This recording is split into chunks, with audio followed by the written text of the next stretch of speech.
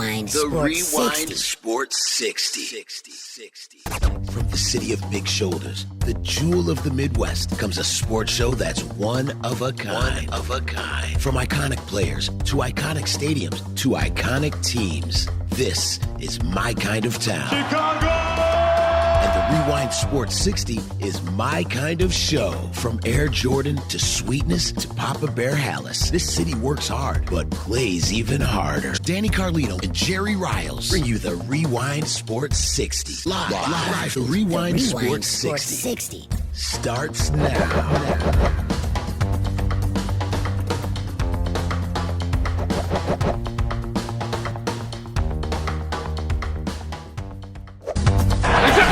They're not going to save much time running.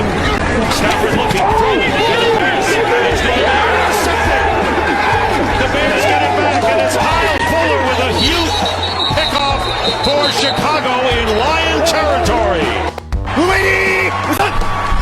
This is the 11th play of the drive, and the pass caught for the touchdown by Jimmy Graham. And the Bears finally get it done. It's like pulling teeth in the dentist chair, the way the Bears are trying to get their offense going today. But Jimmy Graham, they don't. And there's the rollout and the pass, and it's caught for the touchdown. Or you just roll it out and throw it to Javon Wentz for an easy touchdown. It could be one of them. Yeah, exactly. You can do it. One of 11 things that they could do, right? Stafford is going to get sacked. And I believe that's the first quarterback sack of the game, and it's Akeem Hicks. First down. And there's the long pass to Miller. And Miller is there. And it's a touchdown. Anthony Miller, who has made two brilliant catches today, does it again, and the Bears take the lead. 27-yard pass. The guys were ready for it. We've been talking about it. They're excited to be able to enjoy a victory. To start out for us, our first time, and it sounds like 7 years that we started off 1-0. I'm just so happy for them. Our coaches were excited in there. I don't know how to describe it. It's a little weird. I don't know if Erie's the right word, but we definitely miss the fans, home or away. We want to get them back, but whenever it's safe to do that, it's definitely a huge part of football. But I think that just is another obstacle you got to overcome. You got to create your own energy for your team and for your offense. And I think our playmakers did that in the second half. We just gave them opportunities, and they went up and made plays. I thought he did a really good job in the pocket in the first two quarters into the third. But what we were struggling with was the third downs, the dropbacks, and getting into those 3rd and 7 pluses. But our play action when he was in the pocket, he was pretty spot on. He did miss. I think he missed one dagger throw over the middle. And then Jimmy Graham, we had a couple that they're working through that connection there, but they're going to get that down. But welcome, everybody, to the Rewind Sports 60. I'm your host, Lauren Cox, and we are broadcasting live from our WCPT studios in the beautiful city of Chicago. And we are so excited because we got a Bears win today. Phenomenally, the Bears came out, pulled it off at the final hour. They beat the Lions 27-23 to start off what has been an epic week in sports. This Thursday was the first day ever that the NFL, the MLB, the NBA, the WNBA, the MLS, the NHL, and the US Open all played on the same day. So we went from absolutely no sports to more sports that we could ever imagine. So we definitely want to get everyone involved. We want to hear your comments, thoughts, everything you need to say regarding the Bears and their win today.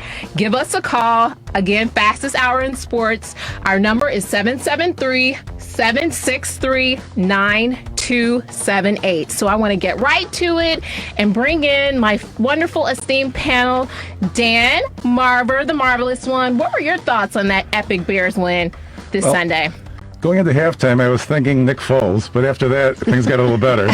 But it was you talk about a lot of sports. Well, it was a red letter day because the Cubs won and the Sox won. The Cubs won 12-0, being a no-hitter, Alec Mills. Absolutely. And the Sox now have the best record in the American League, by the way, with a 5-2 win. So all the way around, I hope Thursday is the last time we ever have all those sports together on the same day because of the reason that they had to be played on the same day this year. Absolutely. But it's good. In the NFL, everything looked normal except for the empty stands. So, and the production of the broadcast seemed fairly normal. So that's gone well so far. So we hope it continues. Absolutely. And then I got to bring in the amazing Jerry Riles. Jerry, know you had some thoughts on the Bears win and this epic sports week in general. I did. I have maybe one thought. What's that? I have one thought. Just one? Yeah, just one. Thank God they won, marvelous one. Thank God they won. You remember the White Sox? You talked about the White Sox, and congratulations to the best team in Chicago, baseball-wise. That, of course, being the Chicago White Sox on the South Side. But do you remember the White Sox, the 77 club with the South Side Hitman?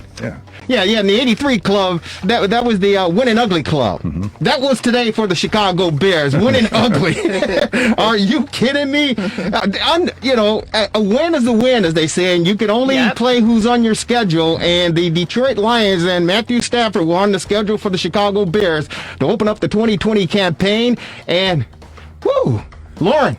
It was by tight. the skin of our teeth. Yes, absolutely. And then they let Adrian Peterson run up. I'm like, what?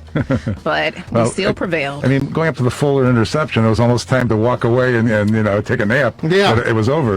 But the Fuller interception turned things around. It certainly did. Those highlights you heard to open up the fastest hour in sports conversation, Fox Sports courtesy, and of course Dick Stockton on the call there. It was a pretty interesting football game, to say the least. But Lauren, as you stated, and Marvelous, I certainly understand and I get it. But we've been talking about getting back to some sort of normalcy. It was real normal for a minute, huh? It was really, really just cool and refreshing to sit down on a Sunday afternoon after going to church and saying my Hail Marys and my novenas, to sit down at 12 o'clock high noon, turn on the tube, and watch some football on the National Football League level in 2020. It was just a breath of fresh air, and it was refreshing that we have football. The first... Oh, my God. Right. I mean, it was different because there was no preseason. So it was like you hadn't really had time to evaluate the players or the teams, even in a practice session. Everything was behind a cloak and closed doors up till now. And so that's why it was really, really exciting and really, really special to get an opportunity to finally get to see some real hardcore football. I was beside myself, and I'd love to hear from the both of you. But just to watch some college football yesterday. That was I seriously, Lauren, Marvelous.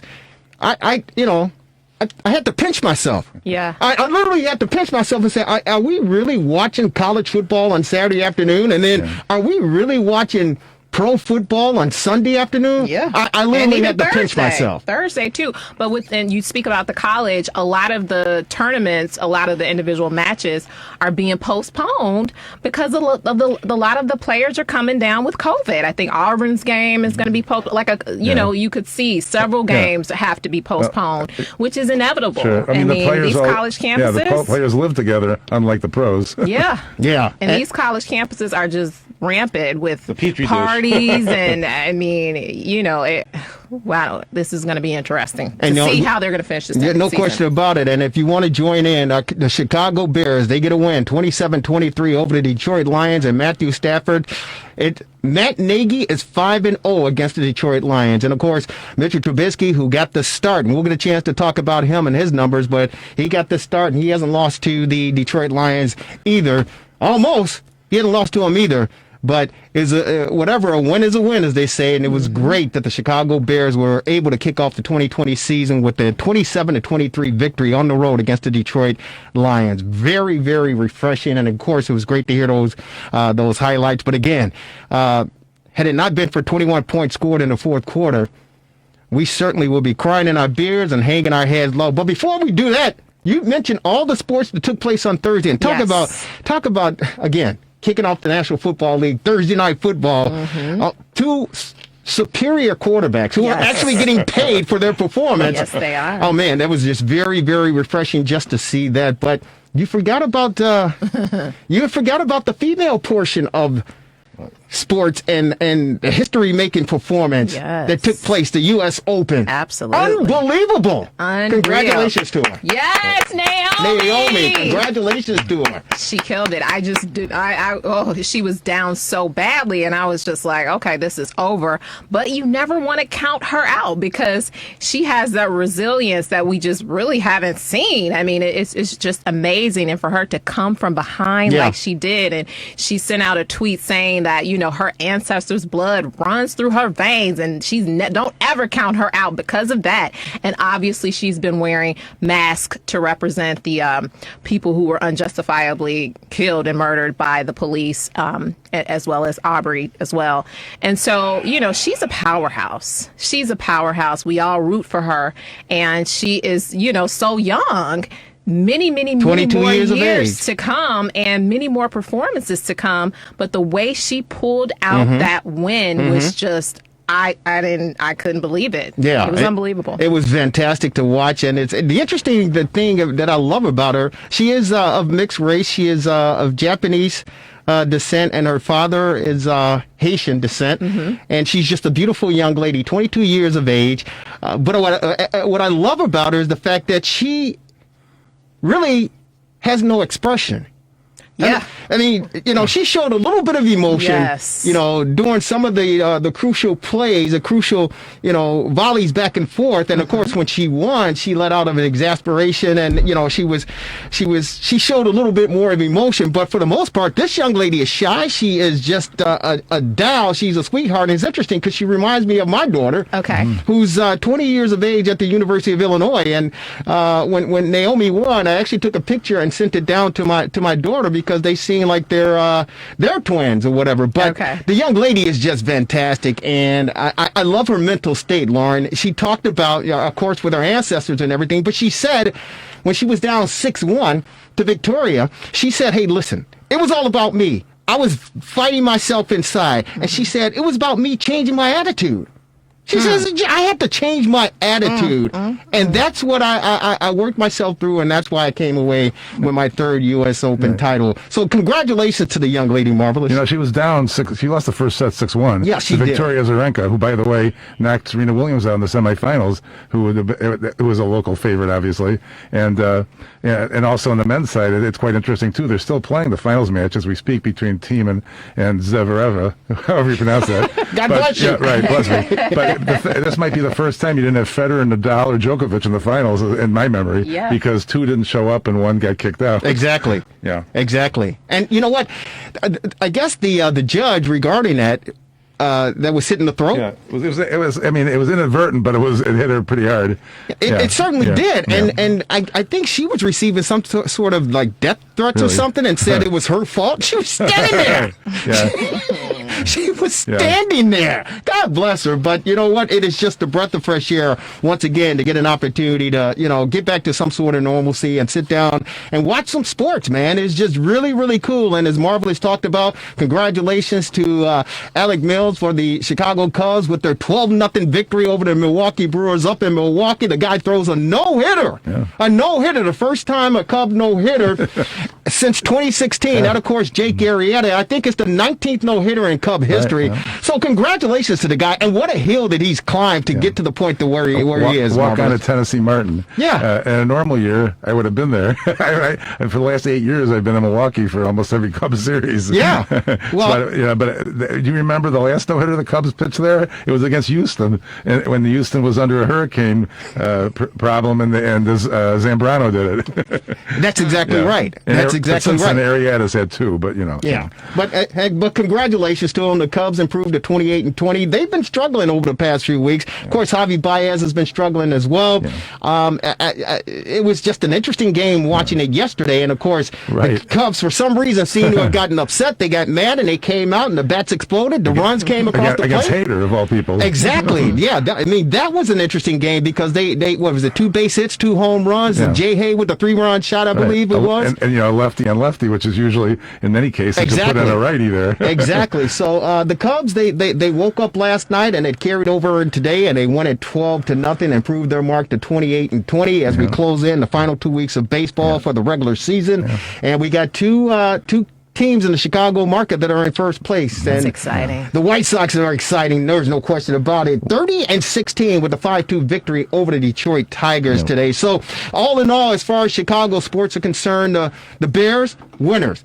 Cubs, winners. Sox, winners. You're listening to WCPT 820 AM, the Rewind Sports 60. That means you're a winner as well. Do you want to jump in and give us a call? As Lauren told you, our number is 773. What is it again? 763-9278, 773-763 WCPT. It's the fastest hour in sports conversation. And real quick, as far as Mitchell Trubisky's performance is concerned, love to get both your feedback. We're going to get an opportunity, hopefully, to talk to the 10-year veteran, former Chicago Bear safety, known as the 17th letter in the alphabet, Q, Quentin Demps. Hopefully we'll get a chance to talk with him before we're out of here because he loves Mitchell Trubisky. But Trubisky, 20 of 36, 242 yards and 3 touchdowns. Of course, the big quarter, the fourth quarter, the Bears scored 21 points after trailing 23-6. And it looked like Detroit and Matthew Stafford were going to run away with this one. But the Detroit Lions, they had some breakdown on the defensive side of the ball in the secondary, and Mitchell Trubisky and the Bears offense were able to capitalize, Lauren. What was your thoughts watching the first half and then watching the second half unfold as far as the Bears were concerned? Well, the first half, I mean, the pressure was on Mitchell Trubisky, obviously. Everybody was looking at him really closely to see, okay, what are we working with and why in the world did they select him over Nick Foles to have that starting spot? So, as things went as they have gone in recent history with the Bears, you started to think, here we go again, another repeat of last season. And fortunately, he turned things around. He got out of the pocket a little bit, did some things that really showed, I think, something different than I've normally seen from him. A little bit, yeah, because generally they would have lost that game, I think. Can you pinpoint something that you noticed differently this game compared to in the past with Mitchell Trubisky? Well, I think it's Nick Foles breathing down his neck. I think that's what's changed for him in terms of do or die. There is a second option, and he's standing right over there. So let me get it together and let me pull my resources and everything that he has at his disposal. Amazing defense. He had, was able to make some plays with some of his receivers as well as with the running backs as well, and the tight ends. I mean, use your resources, use your weapons. And so he was able to do that in the final fourth quarter, turn that thing around, and we came home with the win. Yeah, Anthony Miller, 4 of 76 for 19 yards and a big touchdown. Allen Robinson with a big catch, 5 receptions for 74 yards, 14.8 average on the day.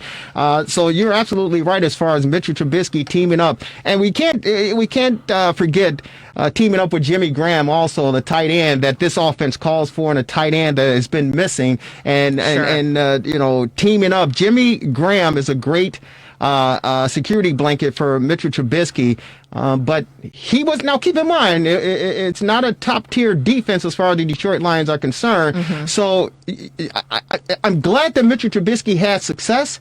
And the O-line looked good, too. Well, yeah, they did for the most part. Marvelous, what did you think? I mean, I think the O-line did look good, but here's the thing that I noticed. Those 2 passes from the 2-yard lane and the 1-yard lane, it was really good touch to Wims and Graham. I mean, I don't think I've seen that kind of touch from him. And even that last pass to Miller for the winning touchdown, it was right over the defender. I mean, it was almost like, a perfect pass. And right. I haven't seen too many perfect passes like that from Trubisky in years past, so I think his touch was very good. And the offensive line helped tremendously. He was only sacked once, and he sort of was scrambling on that one. So, I mean, the O-line was big, and they really, again, had no running game to speak of. So the Bears? I mean, well, not tremendous. They had more than they usually do. What did Montgomery have, like 60 yards or 64 yards, 13 carries, 64 yards. Tariq Cohen, 7 carries for 41 yards. Yeah. Both of them are averaging almost 5 yards per carry. What would they normally do from the 1 and the 2 yard line in past years? They probably wouldn't pass, is my point. Yeah, here's the thing regarding my perspective on watching Mitchell Trubisky in this 27-23 victory. He didn't look consistent. you talk about the passes that he threw late in the game, and they look pinpoint. But if you watch earlier, there were a couple passes that he made that he was clearly behind the receiver or underthrew the receiver, and luckily he didn't come away with an INT in this football game. There was one pass. There were a couple passes that were actually batted down. And before the Weems touchdown where it was batted down in his face by a Detroit Lion corner, and had he held on to it, he had nothing but pay dirt. So Mitchell Trubisky looked a little bit inconsistent, and I do understand the fact that it is the first game of the regular season. Right. But what? And Q, hopefully he'll get a chance to join us. He and I were texting back and forth during the game, and he said that he was concerned about Mitchell Trubisky because he looked inconsistent, and he looked at his body language, and he said that Mitchell didn't seem confident. Yeah. And when you look at his mannerisms and the way that he carried himself on the football field, he really didn't. Yeah. And that was kind of scary to me for the simple fact, as we watch the two quarterbacks that were passed over for Mitchell Trubisky on Thursday night in Patrick Mahomes and Deshaun Watson, you saw the enthusiasm and the excitement and the exhilarating, feel. You saw the money in their bank account. Yeah, and maybe that's it. They're saying, hey, I got paid. I'm going out there just to let it all hang out and have fun. You watch Drew Brees, of course, after the Bears game, but we had a chance to watch a little bit of Drew Brees and Tom Brady, and I just saw the fire in their eyes. I saw leaders on a football field directing their players, directing their teammates, and saying, we're going to take charge. Now, albeit Tom Brady threw 2 interceptions after rushing for his first touchdown as a Tampa Bay Buccaneer in the game against the Saints. Last time I heard, the Saints were up 17-7. 34-17 with 4 minutes left. But the point that I'm trying to make is the fact that I did not see that fire in Mitchell Trubisky's eyes. I did not see that fire in his demeanor. And Lauren, you make a point. Nick Foles is breathing down this kid's neck. And to me, he did not react in a way that he felt like, hey, I got to let it all hang out here. Now, there's more to come. There's no question about it. And he was able to get things together in that fourth quarter. But if Mitchell Trubisky, and here's the thing, this is what's scary to me. It really is scary. And they didn't have training camp or anything like that, correct? We just watched Mitchell Trubisky. The guy 20 of 36 for 242 yards and 3 touchdowns. If the competition between Nick Foles and Mitchell Trubisky was that close that they couldn't really make a decision, and remember that Matt Nagy said we're going to sit everybody in a room, we're going to watch all the tape, and we're going to watch everything we have to before we make a decision. If it was that close between these two guys, Chicago Bear fans, you guys sitting down, you girls sitting down, you think this game was ugly and we got to win? It's going to be, and if the pandemic doesn't stop it, it's going to be a long-ass season. Because if Mitchell Trubisky is the starting quarterback because they couldn't make a decision because it was too close in the competition, what the hell are they saying about Nick Foles? Come on, man. Help me out here. Hey, we won, Jerry. Dang. Let me put some positivity on this thing. Okay. Just to change the subject. Lauren. Gosh. Jerry, just to change the subject, shouldn't be lost that Cairo Santos made the 2 field goals and 2 extra points in a 4-point win. And listen, you know what? And I told you, I went to church. I said my Hail Marys. I said my novenas. I said a couple novenas for our guy, Eddie Pinheiro, who's out with the groin. He's 3 weeks out. We need him. Hey, I don't know if we need him, Lauren. Lauren. He may be on the sideline. He's on the sideline now. Right. He might be on the real sideline. Jeez. This kid, wow. What did you think of him? Well, he did what he needed to do today. There was one point in time where they didn't want him to do a long field goal, which is kind of typical of Nagy. Early in the game, when they went for it on 4th down, it would have been a 50-something yard field goal. But the shorter ones he made, and that's important in a 4-point win, obviously. No, it is. And I did think Eddie Pinheiro, and I hope that he's fine. And for some reason, it seemed like that's what Chicago is all about. It's about competition. We can never, ever just sign, seal, deliver a starter. And that's the other point I want to get across is the fact that That's crazy. Again, I mentioned Deshaun Watson. I mentioned Patrick Mahomes. I mentioned Drew Brees. I mentioned Tom Brady, Lamar Jackson. What's his numbers that he had today? Here's the deal. Those teams, those franchises, they look at their leader, their signal caller, and they feel confident and they go, okay, we got somebody we can go to bat with. We got somebody we can go out there. Yeah. Cam Newton. Jackson was only 20 of 25 for 275 yards today. I don't know about you two, but and share with me. Here's the deal with our guy. And I'm not trying to beat him up, Lauren. I'm not trying to beat him up, but I'm just saying. I can't tell. I'm just saying. I said I feel nervous, and let me know if you guys felt the same way. It felt to me like we were still supporting a rookie quarterback. Oh, God. We were praying for a rookie quarterback to have some success.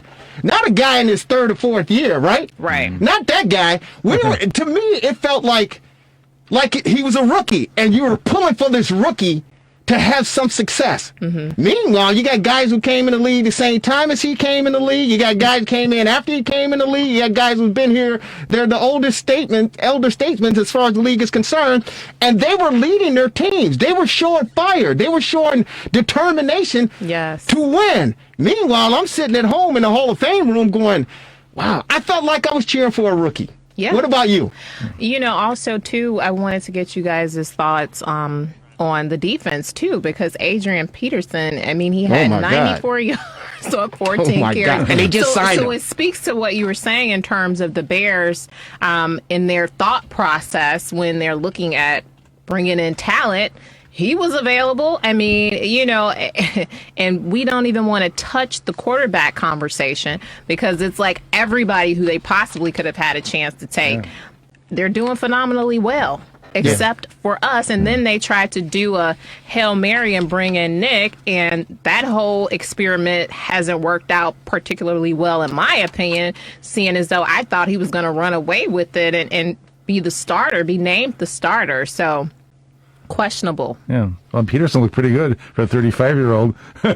He got 93 yards today. Yeah, he looked very, very good, and he looked deadly. And think about it, ladies and gentlemen, and we're going commercial free in the fastest hour of sports conversation here at the Rewind Sports 60, WCPT 820 AM, our Sunday Bears post-game show. If you want to join us, our number is 773-763-9278, 773-763-WCPT. Here's the scary thing about it. Lauren, you said that, hey, we won. Take it easy, Jerry. Lay off of them. Give them a break. Listen. Marvelous. We're 11 seconds from crying in our beer. If Swift makes the catch in the end zone, if he makes a catch in the end zone and don't drop it, the Bears lose this football game. Right. They had a chance to win it after we took the lead. Absolutely. They lose this football game against Detroit.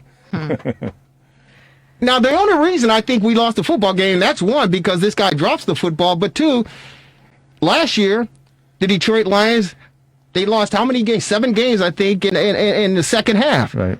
They were up like they were today, and they end up losing 7 games in the last half, the last frame, the last quarter.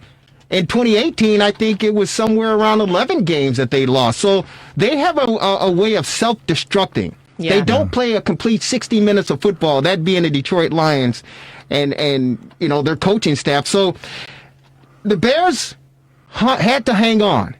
But it's not – they got a lot of work to do, Lauren, in my opinion. They have a lot of work to do. Now look at our schedule. So they play the Giants next. Falcons. The Falcons. The Colts. We can win all those games now. October Wait a minute. What are you drinking over there? What are you drinking over there? I want some. Let me finish. October 8th, we got a major problem coming in October 8th, okay? So, let's see what they do. We know they're going to win next week, pretty much. Really? How do we know that? What did the Giants do, Marvelous? Jones. They play this tomorrow night against the Steelers. Yes, that's right. That's exactly right. Hey, Lauren. Atlanta ain't doing nothing. The Colts, you know. Wait a minute. What is wrong with you? What are you drinking over there? We got a chance. Based we on have what? a chance to be. Because these teams are not blockbuster teams. And we are. Well, We are. Let's put some Here's the positivity deal. behind You know, the the Colts- Bears. No, I want to put some positivity. I know. I want to put some positivity behind the The Bears. Colts have Phillip Rivers now, by the Yeah, way. but I want to be. Yeah, I want he looked to. horrible Here's the last deal. year. Not today. Lauren, I want to put some positivity behind the Bears win. I do. I want to do that. Please do. But our defense is supposed to be our strong point. Right? Don't go Where there. was Chuck Pagano? Help me out here. Where was Chuck Pagano? Where was he last season? I mean, Where sheesh. was Chuck Pagano today? Where was he? I mean, because That's a our problem. defense looked like it was Darrell Bevel. The guy, he was calling plays left and right, just dissecting our Bears defense left and right. That's Yeah. unacceptable. It is. That is unacceptable. And Concerned this is the about game that. tape that you're going to put out for the Giants to dissect for next week. Mm-hmm. You put this tape out there for these guys to take a look at and say, this is what we do. And here's the problem. The defense. They're going to play much better. There's no question about it. Mm-hmm. But the point of the matter is, if Mitchell Trubisky doesn't step up his game, not one notch, not two notches, but three notches, you cannot have that defense of the Chicago Bears out on that football field 30, 31, 32, 34, Yeah. 35, 37 minutes. You No. cannot have them out there on the football field like that because they are going to run out of gas. That's not right. They're going to get gas. And a good offensive team is going to come in, a good offensive quarterback is going to come in and dissect the Bears defense the way that they've been doing over the past few years. So, with the exception of the 12-4 year. But the point of the matter is, Mitchell Trubisky has to be a better game manager. And Matt Nagy has to be a better signal caller. And from what we have seen after one game, albeit it's one game during a pandemic era, there's still some work to be done. Oh, yeah. And if their goal is to get to the Super Bowl, the only thing they have to do is take a look at that Kansas City Chiefs team, and they didn't play their best football on Thursday night. But they look like a machine operating, moving the ball down the field. Yeah. Now, the quarterback is the MVP of the Super Bowl, and I get all of that. But if that's what you're modeling yourself after, you're a long, long ways off, in my opinion.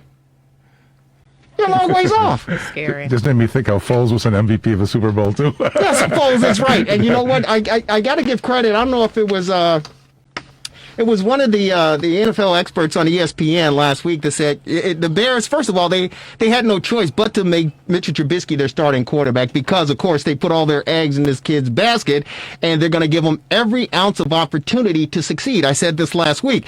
They have to give him every opportunity to succeed. And I'm going to tell you guys, the smoke and mirrors is what we just saw today. These 21 points the Bears put up in the fourth quarter today, smoke and mirrors. It is smoke and mirrors. So don't get it twisted. Don't get it twisted. Mitch Trubisky is not the type of quarterback that you think that he is just because the Bears escaped with a victory against the Detroit Lions and he had the success, i.e., so to speak, that he had today. Smoke and mirrors.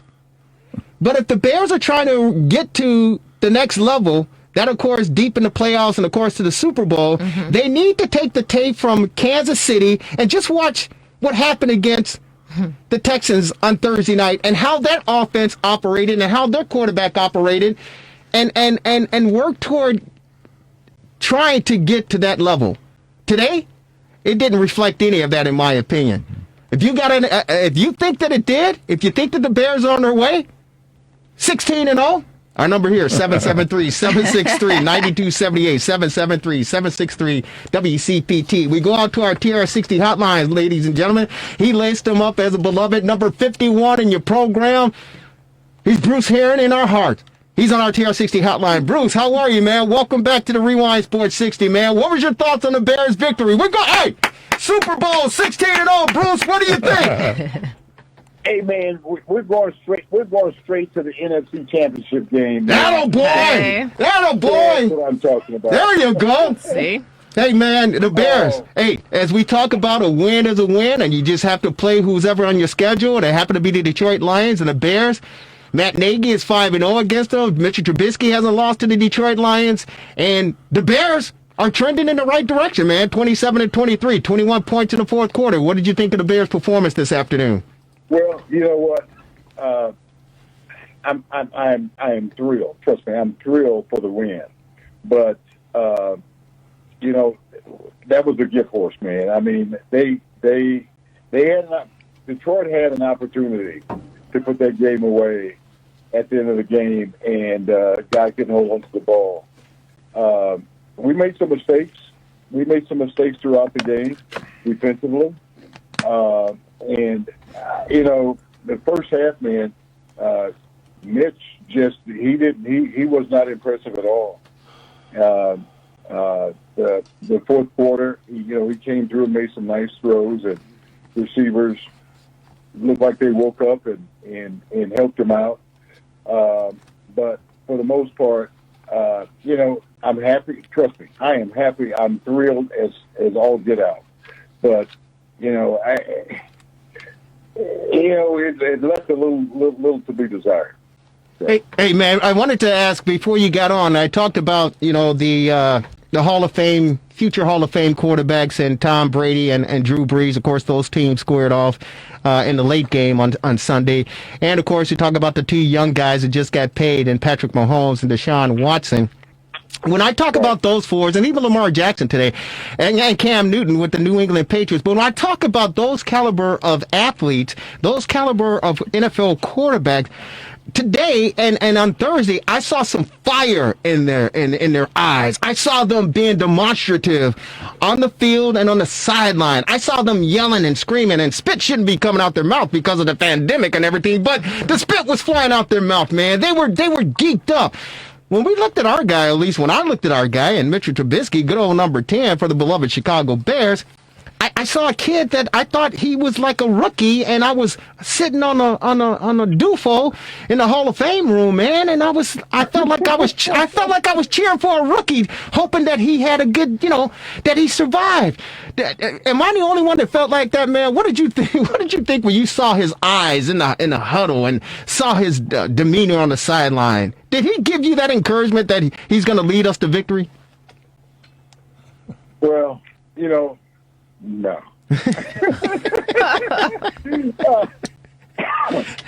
But you know what? I'm going to tell you something. You gotta look at the whole picture, and when you put the whole package together, and it's the coaches. The coaches, when it comes to a quarterback, the offensive coordinator and the head coach, they have direct contact and communication with the quarterback.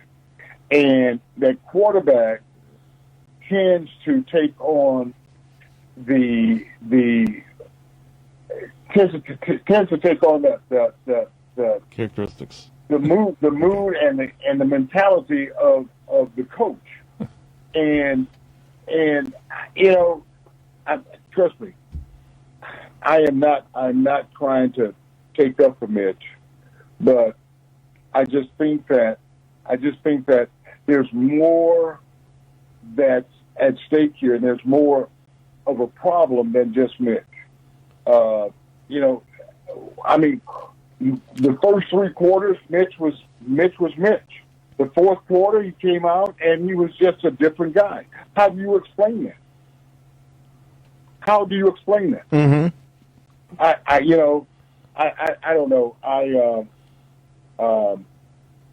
Well, Bruce, it's puzzling, but I'm telling you, the Bears playing Detroit and squeaking by with the win. There's no way in the world they can get to an NFC championship game or the division championship. Well, yes, sure there is. The only way they can do it is if they can buy some tickets, just like hopefully the rest of us can buy some tickets. That's the only way they're going, Bruce Herron. We're on with good old number 51, Bruce Herron, played with the beloved for 5 years in the greatest city in the world, that, of course, Chicago, Illinois. Here's the deal. Part of the reason that Mitch Trubisky had the success that he had, Bruce, and I think you can attest to this, is the fact that the Lions, they had a depleted unit. They didn't have all their starting guys on that defensive side of the ball, so Mitchell Trubisky and Matt Nagy were able to take advantage of that. And I said it was smoke and mirrors and fool's gold as far as this win is concerned, but a win is a win. Right. Well, you know what? There's one thing about the Detroit Lions, and they've had this stigma for a long time. I mean, years, that they shoot themselves in the foot all the time. I mean, there have been years where the Detroit Lions have had the talent to win the division and go deep into the playoffs, but they always find a way to just blow it. And boy, did they blow it today when that guy dropped that ball in the end zone. Swift. That was tough. Yeah. Swift drops. But the Detroit Lions have a tendency to do things like that. And, you know, I don't know what it's going to take to get them over the hump. I've always been a big fan of Detroit. You, of course, because of my Chicago Bears. But, you know, there have been years, man, where the Lions have had some damn good talent and just could not get over the hump. So today was another one of those examples. Mm-hmm. Hey, Bruce, Lauren here. I just wanted to switch gears a bit. Hey, and ask you, I don't know if you got a chance to check out the game Thursday, the Chiefs versus the Texans. So they came together in a moment of unity, and the Kansas Chiefs fans actually booed the players while they came together in that moment of unity. And J.J. Watt basically said he didn't understand that. What were your thoughts when you heard about the fans booing and J.J. Watt's response to it? Well, you know what? I wholeheartedly agree with J.J. Watt because I couldn't understand it either. I could not understand it. And you know what? It's just an example of what Donald Trump has done to this country. And, you know, I'm telling everybody, anybody that's listening, whether you agree with my politics or not, that this is one America. We're all in this thing together. When 9/11 happened, I'm telling you, for months, we all came together. There was less crime in the streets. There was unity. It didn't make any difference whether we were black or brown or purple or green. It didn't make any difference. You know what? We were all hurting and absolutely devastated and shocked. And we came together as a country. We always need to do that, even though our politics don't always match each and every one of us. You know, we can't let a guy like Trump come in and divide us like that. That is just asinine. It is absolutely asinine. You know, it just makes me sick. It makes my heart hurt when I see how this guy has it's us against them, those Democrats, those liberals, those this, those that. I mean, are you kidding me? We're all Americans. I mean, this is the United States of America, the greatest country in the world. Mm-hmm. We got to kill it, leave the damn thing. That's stupid. Get rid of the butthole. I don't give a damn if he's a Republican, Independent, or Democrat, or something else. Somebody with a brain, with half a brain. You know what? A squirrel would be better than Donald Trump. All right. Put a squirrel in there. Tell us how you really feel. Wow. I love it. Hey. Oh, my God. Hey, man, Bruce, let me tell you something. I didn't know what kind of day I was going to have today, and I knew it was going to be a glorious day, an exciting day, and I knew the Bears were going to bring some good attention one way or the other to my day, but I never expected or anticipated you say a squirrel would be better in the White House than the guy that we had. I didn't even know. I'm telling you, man. I'm telling you. Hey, listen to this. I've got one of my very closest friends. His name is Tom Shapento. Now Tom is from Iowa. He grew up in Iowa. You know, I always call him my corn-fed redneck from Iowa. But you know what? This guy has got a heart of gold. He's got a heart of gold, and he lays it out there. He understands. He truly understands, and tries to understand the plight of the black man, and how we came to be, and the struggles that we've had through. I can't tell you how many hundreds of years. Sure. And he's very sympathetic to it. And we talk about politics on a regular basis. And he says some pretty vulgar and rough things about Donald Trump. But you know what? He wears his feelings on his sleeve, and he understands. He's very, very supportive.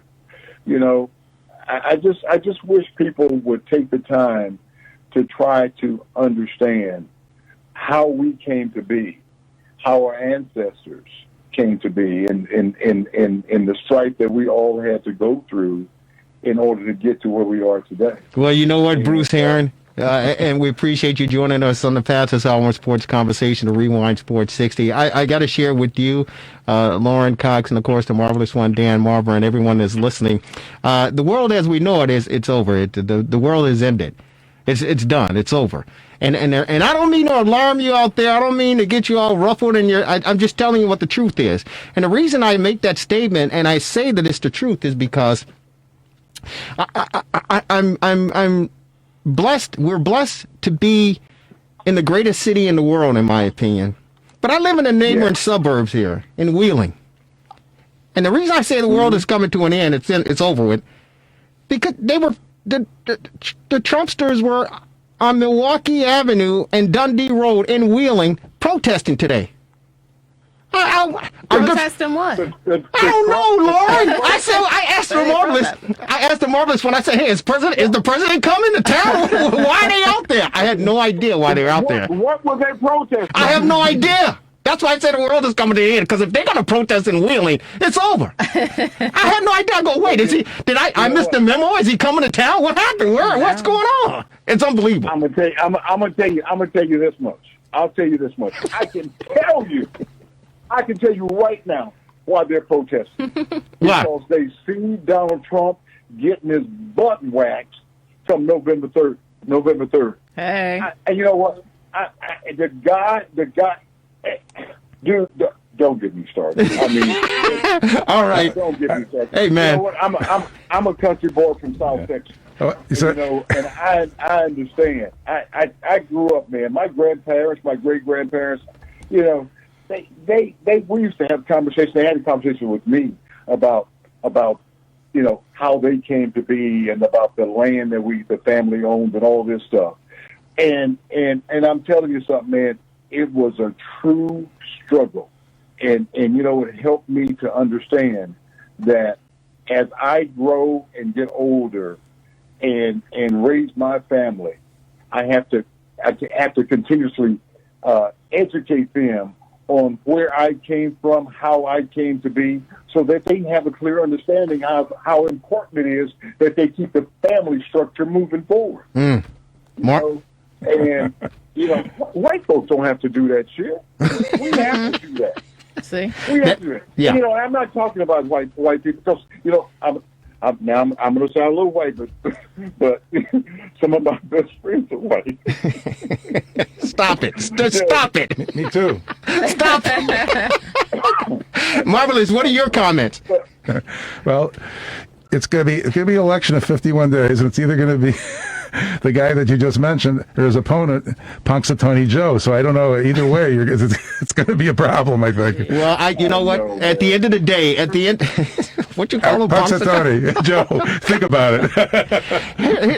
I don't even want to get into it. And Lauren brings up a great question: the fact that we're all in this together. And the one reason I love sports is the fact that, for 2.5 hours, 3 hours, 3.5 hours, or whatever the sport may be, we all can come together collectively, and we can root for our beloved Bears. I know television sets all around the city of Chicago were turned on at 12 o'clock noon on Fox 32 locally to watch the Chicago Bears take on the Detroit Lions. And the only allegiance that we have is that we support, for the most part, our teams. Right. As far as baseball is concerned, you got the north side and the south side, but the fact of the matter, and hopefully we'll see the World Series with both those clubs in it. So Cubs, they got to pick it up because the White Sox are going. It's called Jackmaster Funk over on the south side. As far as Jackmaster Funk, I mean, Jose Abreu is just jacking the ball all over the place. It's unbelievable. But the point of the matter is, sports. You got Abreu and all that young talent. Unbelievable. Oh my goodness, man! Let's just hope Ricky Renteria don't screw it up.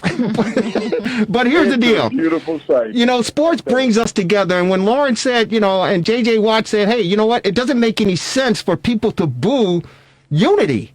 It makes no sense to boo unity because at the end of the day, and you're absolutely right, Bruce, when you talk about 9/11, George Bush was was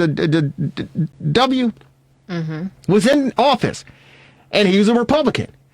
I'm not a Republican, and I wasn't a big fan of his. But when 9/11 occurred, you're absolutely right. It didn't matter. But we all came together, and we said, "Hey," and I want to cuss like you, but I'm saying we all came together, say, and what did Big Papi say? What did Big Papi say? What did Big Papi say when they had the marathon? He said, "You don't F with us," and that's what Americans did on 9/11. You don't F with us. You don't do it, and the same applies, man. Hey, listen, politics is politics. It's healthy, it's needed, and it's good. But when it becomes abused, and it's one-sided at times, but when it becomes abused, that it's dividing us as a people, and it's getting down to literally, people claiming lives. That's overboard. It's overboard. Okay, So I'm gonna tell you something. I am totally convinced that this guy that's sitting in the White House right now, his whole intent is to peel this country apart, leaf by leaf, layer by layer, and just destroy us. That's it. There's nothing else that I can say. This I haven't been alive long enough to understand or to picture anybody in that leadership position that has been so destructive to the people in this country. And I'm talking about black, Hispanic, white, Asian, you name it. This guy is just, it's not, trust me, y'all, it's not about black and white. It's not about Republican, Democrat. Yeah, we've got different views about how things should be run and all this and that. But the truth of the matter is that we are all one people. that's it. We're all one people. That's it. And you know what? And just because the color of my skin is black doesn't mean I'm any less than you are. I'm striving to do the same things that you are, and that is to raise my family, give them the best education I possibly can, and watch them mature and grow. While I get older. And you're right. And that's what it's all about. Yeah. And Bruce, I very well said, and I don't mean to make light of it, but at the end of the day, we all just want to get paid like Patrick Mahomes. We all just want to get paid. That's right. Hey, Bruce Herron, thank you so very much for joining us and taking time on this Bears post-game show. We really appreciate it, man. We'll be talking with you next week, and let's hope the Bears can put together another victory against the New York Giants, my good friend. Go Bears. You're the best. We'll talk to you. Bruce Herron on our TRS60 hotline. Ladies and gentlemen, it's the fastest hour in sports conversation. Lauren, before we get out of here, any last thoughts and words? Well, excited about the NBA Finals. Had some interesting games. They're not going to cheat, are they?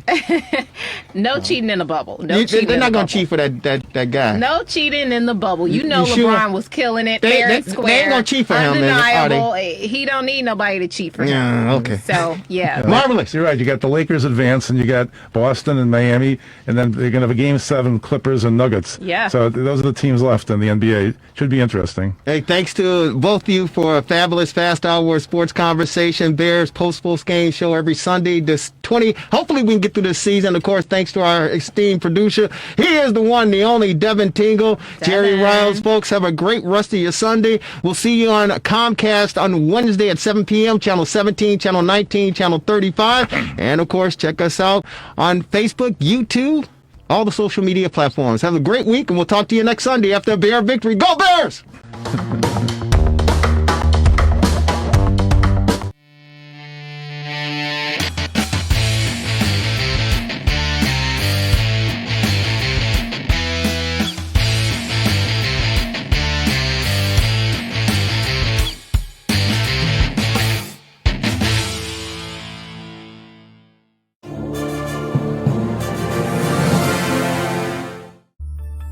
Relax,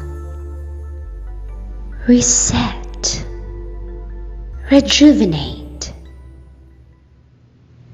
Go to our link right now to restart your life. TheRewindSports60.com. What are you waiting for? Hope to see you soon. The Rewind Sports 60.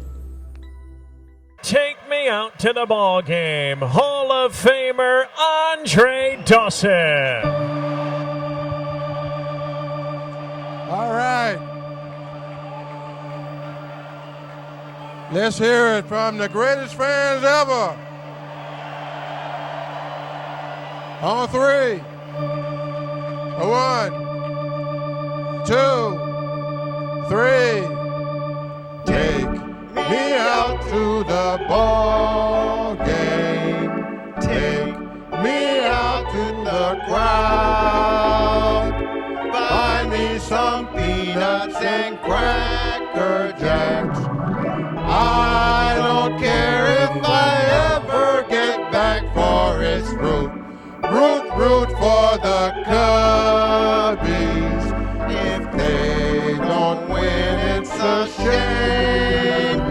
For it's 1, 2, 3 strikes, you're out at the old ball game. Hey, let's get some runs. Thank you.